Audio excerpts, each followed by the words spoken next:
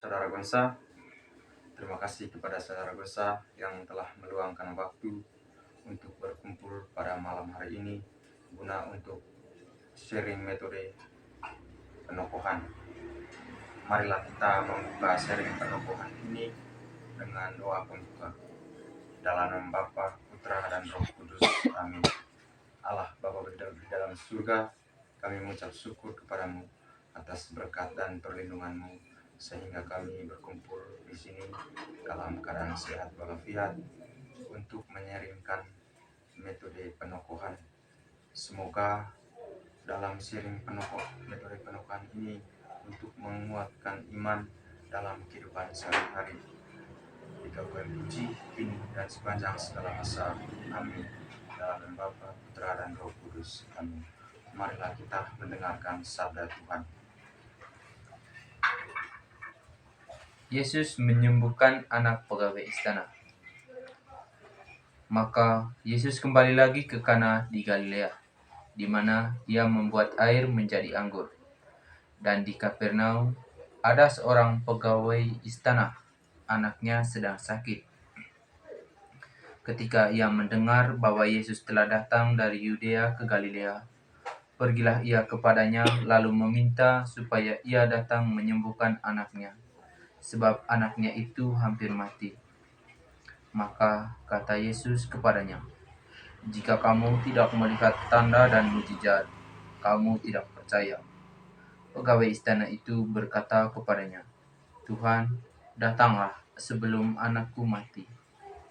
Kata Yesus kepadanya, "Pergilah, anakmu hidup."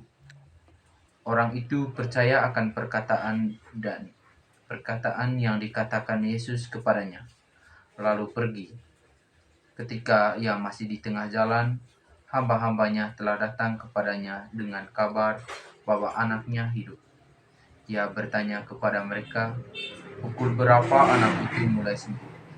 Jawab mereka, "Kemarin siang pukul 1 demamnya hilang." Maka teringatlah ayah itu bahwa pada saat itulah Yesus berkata kepadanya, "Anakmu hidup."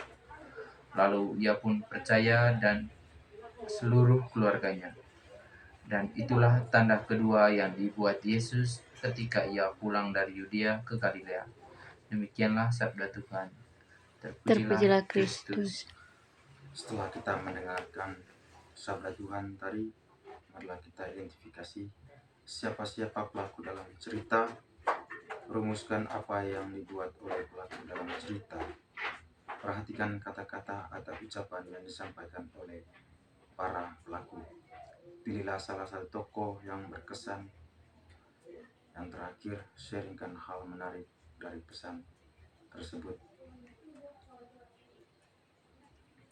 Marilah kita hening sejenak.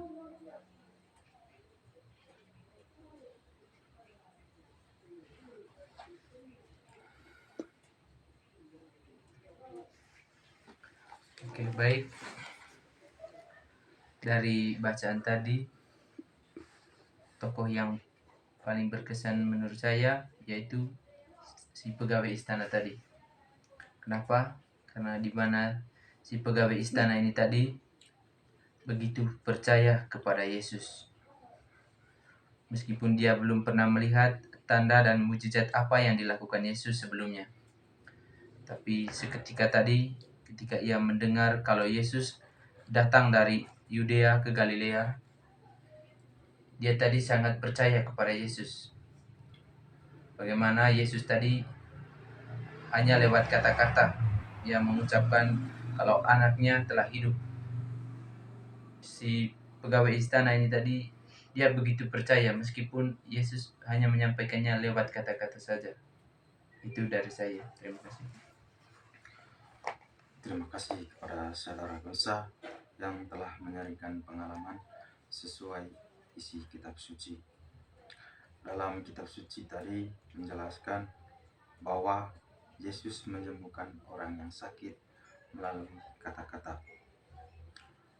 Marilah kita menutup kegiatan sharing metode penokohan ini dengan doa penutup. Dalam nama Bapa, Putra, dan Roh Kudus. Amin. Allah Bapa di surga, kami mengucap syukur kepadamu karena Engkau telah memimpin kami sehingga sharing metode pengukuhan ini berjalan dengan baik. Semoga melalui sharing metode pengukuhan ini untuk menambah iman dalam kehidupan sehari-hari. Dengan pengantaran Kristus Tuhan kami. Amin. Bapa kami yang ada di surga, dimuliakanlah namamu, datanglah kerajaanmu, jadilah kehendakmu di atas bumi seperti di dalam surga. Berilah kami rezeki pada hari ini, dan ampunilah kesalahan kami, seperti kami pun mengampuni yang bersalah kepada kami, dan janganlah masukkan kami ke dalam pencobaan, tetapi bebaskanlah kami dari yang jahat. Amin. Amin. Dalam nama Bapa, Putra, dan Roh Kudus. Amin.